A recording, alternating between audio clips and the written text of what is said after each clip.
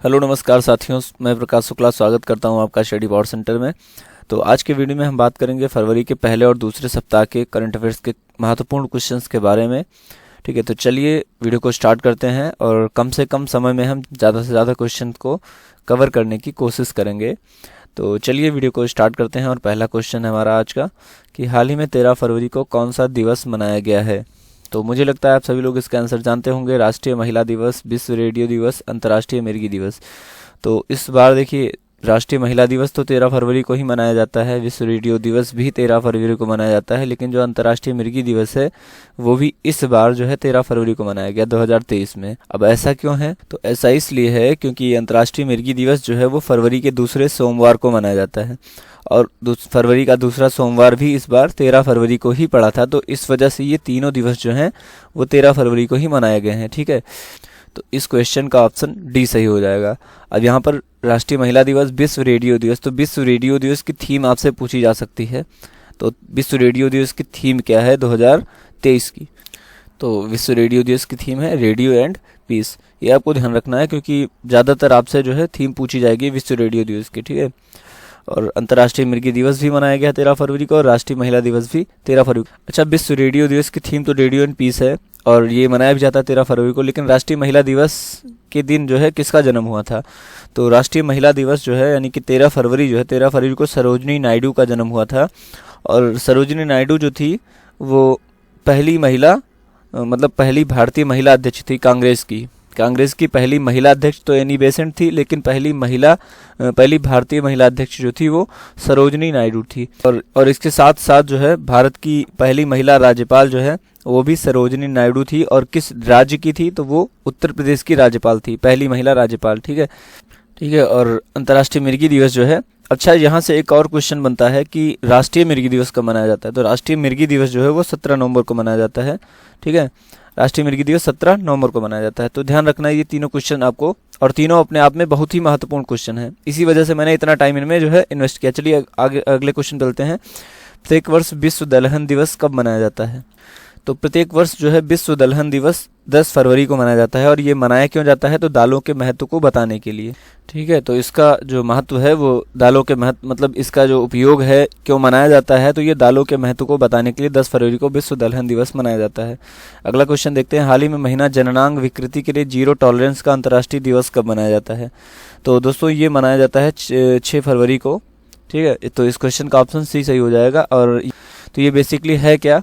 तो आप लोगों ने खतना सुना होगा। तो मतलब एक कुछ ऐसे भी देश हैं विश्व में जहाँ पे महिलाओं का खतना होता है, तो उसको रोकने के लिए और महिलाओं पे जो दुर्व्यवहार महिलाओं के साथ होता है उनको रोकने के लिए इस दिवस को मनाया जाता है। ठीक है, तो इस क्वेश्चन का ऑप्शन सी सही हो जाएगा। अगला क्वेश्चन देखते हैं। अगला क्वेश्चन है, हाल ही में विज्ञान में लड़कियों और महिलाओं का अंतर्राष्ट्रीय दिवस कब मनाया जाता है? तो विज्ञान में महिलाओं और लड़कियों का जो अंतर्राष्ट्रीय दिवस है वो मनाया जाता है 11 फरवरी को। ठीक है, तो इस क्वेश्चन का ऑप्शन सी सही हो जाएगा।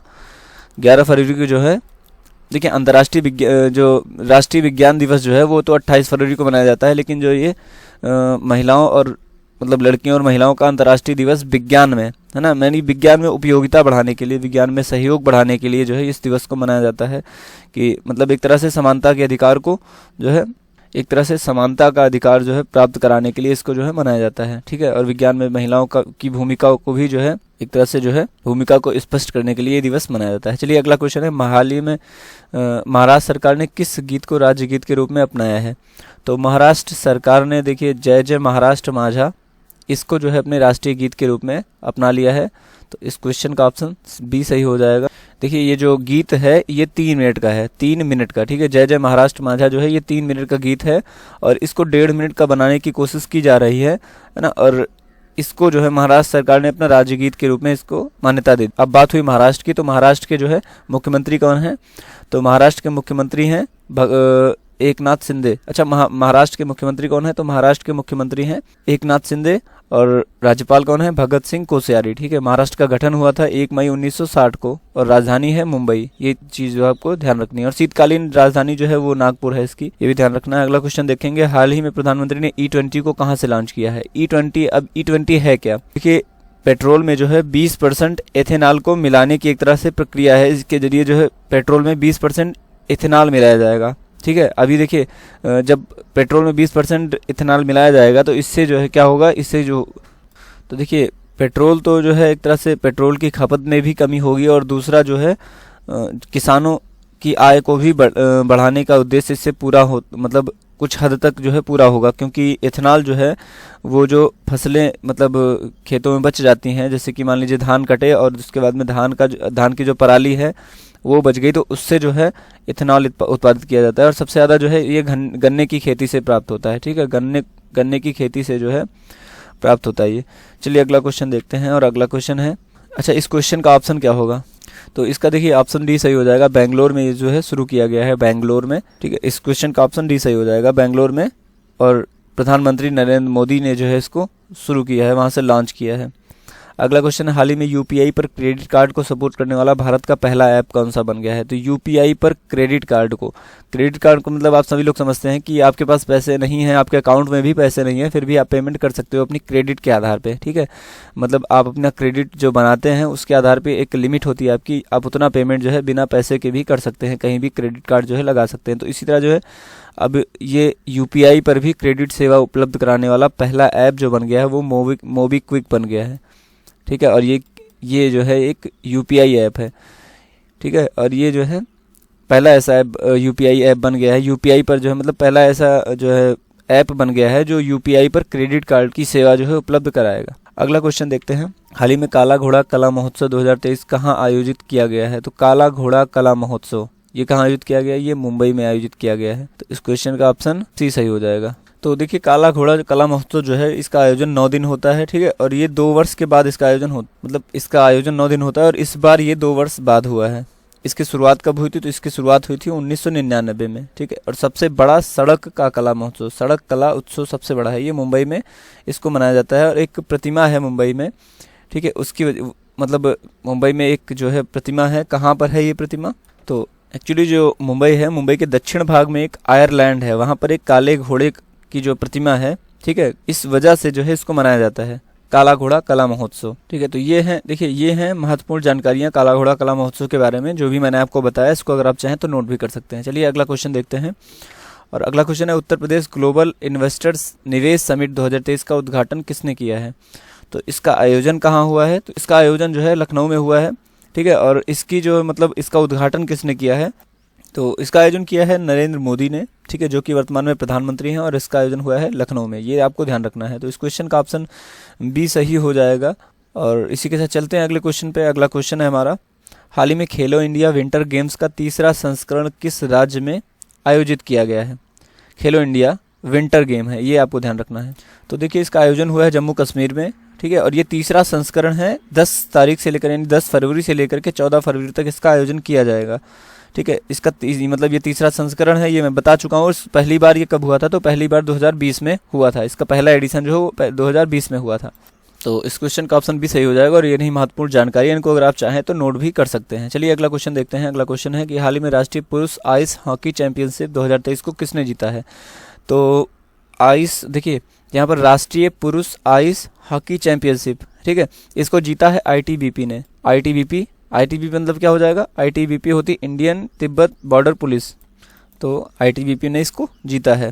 अच्छा, आईटीबीपी की बात आई तो आईटीबीपी की स्थापना कब हुई थी, तो 1962 में स्थापना हुई थी। हेडक्वार्टर है नई दिल्ली, और इसके महानिदेशक जो हैं वो हैं अनीस दयाल सिंह। तो रही आईटीबीपी के बारे में महत्वपूर्ण जानकारी है। इसकी स्थापना 1962 में, मुख्यालय नई दिल्ली है ना, और वर्तमान महानिदेशक जो है अनीस दयाल सिंह हैं। अच्छा, यहाँ पर जो है आईटीबीपी की बात आई है, आईटीबीपी के महानिदेशक अनीस दयाल सिंह, तो जाहिर सी बात है हमें बीएसएफ, सीआरपीएफ, सीआईएसएफ इन सब के जो है महानिदेशक की बात करनी चाहिए। तो बीएसएफ के महानिदेशक कौन है, तो सबसे पहले सीआरपीएफ के महानिदेशक हैं सुजाय लाल थाउसेन। ठीक है, और इन्हीं को जो है बीएसएफ का अतिरिक्त कार्यभार दिया गया, यानी कि बीएसएफ के महानिदेशक कौन हो जाएंगे वर्तमान में, तो ये सुजाय लाल थाउसेन हो जाएंगे। इनको अतिरिक्त प्रभार दिया गया है बीएसएफ के महानिदेशक का।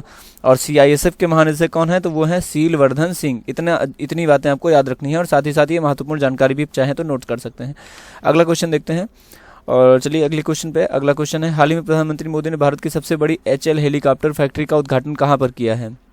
तो हाल ही में प्रधानमंत्री नरेंद्र मोदी ने भारत की सबसे बड़ी एचएल जो है कंपनी है, हिंदुस्तान एरोनॉटिक्स लिमिटेड, इसकी हेलीकॉप्टर फैक्ट्री का उद्घाटन किया है। ठीक है। और ये जो है ये भारत की सबसे बड़ी जो है वो हेलीकॉप्टर फैक्ट्री है, इसका उद्घाटन किया है कर्नाटक में। तो इस क्वेश्चन का ऑप्शन बी सही है। और कर्नाटक में भी कहाँ, तो ठीक है ये जो है कर्नाटक में किया गया है। अच्छा, एचएल की बात आई तो एचएल की स्थापना कब हुई थी, तो पहली चीज़ तो लिख लेते हैं हम बगल में देखिए। तो हिंदुस्तान एरोनॉटिक्स लिमिटेड की जो है स्थापना हुई थी 1940 में, मुख्यालय बेंगलोर में है और वर्तमान प्रमुख जो है वो है आर माधवन। चलिए अगला क्वेश्चन देखते हैं। और अगला क्वेश्चन है, हाल ही में क्रिकेट एसोसिएशन ने किस पूर्व भारतीय क्रिकेटर को नेपाल नेशनल क्रिकेट टीम का मुख्य कोच नियुक्त किया है। यहाँ पर थोड़ा सा टाइपिंग मिस्टेक है, मुख्य कोच नियुक्त किया है। तो ये किया है देखिए मोंटी देसाई को। तो इस क्वेश्चन का ऑप्शन बी सही हो जाएगा। ठीक है, मोंटी देसाई को जो है जो नेपाल है, नेपाल नेशनल क्रिकेट टीम, इसका मुख्य कोच नियुक्त किया गया है। हालांकि इसके पहले भी जो है इसके मुख्य कोच जो थे वो भारतीय ही थे, लेकिन अब जो है मोंटी देसाई को नियुक्त कर दिया गया है। तो इस क्वेश्चन का ऑप्शन बी सही हो जाएगा। अगला क्वेश्चन देखते हैं, हाल ही में पीसीआई ने राजा राम मोहन राय अवार्ड किसे दिया है। ये बहुत ही महत्वपूर्ण क्वेश्चन है अपने आप में। राजा राम मोहन राय अवार्ड तो ये दिया है AB के प्रसाद यानी कि अन्ना कोटेश्वर प्रसाद को दिया गया है ये। तो ये अवार्ड है मतलब पत्रकारिता से संबंधित, पीसीआई लिखा हुआ है। पीसीआई का मतलब क्या होता है, तो पीसीआई का मतलब होता है प्रेस काउंसिल ऑफ इंडिया। इसने दिया है ये अवार्ड और दिया है किसको, अन्ना कोटेश्वर प्रसाद को।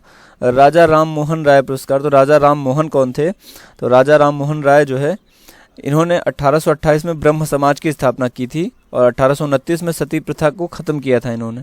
ठीक है, और मतलब इनको राजा की उपाधि, आपसे क्वेश्चन ये पूछा जाता है, हिस्ट्री का क्वेश्चन है कि अकबर सेकंड ने ही इनको जो है राजा की उपाधि दी थी। राजा राम मोहन राय को राजा की उपाधि किसने दी थी, तो वो अकबर सेकंड ने दी थी इनको। और इनका निधन जो है ब्रिस्टल इंग्लैंड में हुआ था। तो मुझे लगता है इतनी जानकारी जो है अपने आप में सफिशिएंट होगी। अगला क्वेश्चन देखते हैं।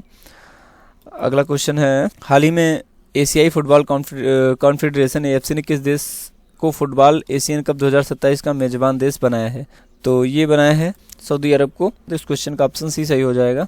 देखिए AFC जो है मतलब यहाँ पे AFC की बात आई तो AFC के बारे में भी हमें जानना चाहिए, है ना। AFC का मतलब क्या होता है, तो AFC होता है एशियाई फुटबॉल कॉन्फेडरेशन। ठीक है, यानी कि एशिया में फुटबॉल कहाँ होगा इसका जो है निर्णय लिया गया। तो ये इस बार सऊदी अरब में आयोजित किया जाएगा। और AFC में टोटल 47 देश हैं। ठीक है, इसकी स्थापना जो है 1954 में हुई थी। हेडक्वार्टर इसका जो है वो हेडक्वार्टर कहाँ है, तो हेडक्वार्टर है मनीला में। मनीला कहाँ है, मनीला है फिलीपींस में। और इसके जो हेड हैं वो है शेख सलमान बिन इब्राहिम अल खलीफा।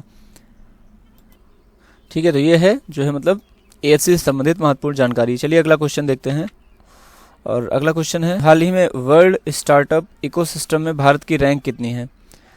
वर्ल्ड स्टार्टअप इकोसिस्टम, इसमें भारत की रैंक जो है, तो वर्ल्ड स्टार्टअप इकोसिस्टम में जो है भारत की रैंक है तीसरी। तो इस क्वेश्चन का ऑप्शन बी सही हो जाएगा। भारत की तीसरी रैंक है वर्ल्ड स्टार्टअप इकोसिस्टम में। अच्छा, इस ऐप को तो यूथ अफेयर्स एंड स्पोर्ट्स मंत्रालय मतलब इसने जो है बताया है कि वर्ल्ड स्टार्टअप इकोसिस्टम में भारत की रैंक तीसरी हो गई है। चलिए अगला क्वेश्चन देखते हैं। अगला क्वेश्चन है, हाल ही में किस ग्रह के 12 तो अगला क्वेश्चन है, हाल ही में इसरो ने अपने किस सबसे छोटे रॉकेट से 3 सैटेलाइट्स को सफलतापूर्वक लॉन्च किया है। तो SSLV, देखिए SSLV जो है फर्स्ट लॉन्च किया गया था इसके पहले 2022 में, जो कि जो है असफल रहा था, लेकिन फिर से प्रयास किया गया और SSLV-2 ने जो है 2 से 3 सैटेलाइट्स को सफलतापूर्वक लॉन्च कर लिया गया है। SSLV का मतलब क्या होता है, SSLV का फुल फॉर्म लिख लेंगे। मतलब SSLV की जो फुल फॉर्म होगी वो शॉर्ट सैटेलाइट लॉन्चिंग व्हीकल होगी। और देखिए पहली उड़ान जो है इसरो ने इसकी 2022 में की थी, जो कि असफल रही थी।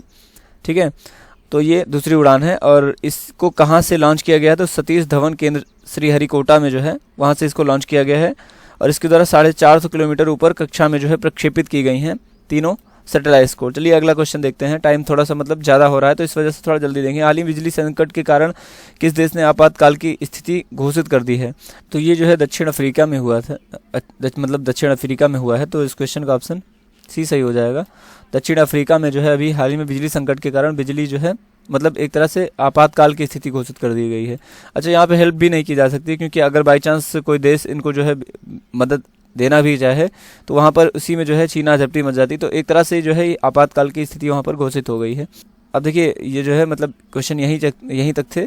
तो जो मैंने पिछले वीडियो में क्वेश्चन पूछा था उसका आंसर, हाल ही में किस राज्य सरकार ने अपने पहले सरस मेले का आयोजन किया है, तो ये किया है जम्मू कश्मीर में। इस क्वेश्चन का ऑप्शन ए सही हो जाएगा। और अब जो है आज के वीडियो का क्वेश्चन जो होगा वो है कि हाल ही में प्रधानमंत्री ने भारत की सबसे बड़ी HAL हेलीकॉप्टर फैक्ट्री का उद्घाटन कहाँ पर किया है। तो इस क्वेश्चन का ऑप्शन आपको कमेंट बॉक्स में बताना है। साथ ही साथ वीडियो कैसा लगा कमेंट बॉक्स में ज़रूर बताइएगा। अच्छा लगा तो लाइक शेयर और चैनल को सब्सक्राइब भी कर लीजिएगा और साथ ही साथ अपने दोस्तों को शेयर ज़रूर करिएगा। ठीक है, तो वीडियो में साथ बने रहने के लिए बहुत बहुत धन्यवाद दोस्तों। जय हिंद, जय भारत।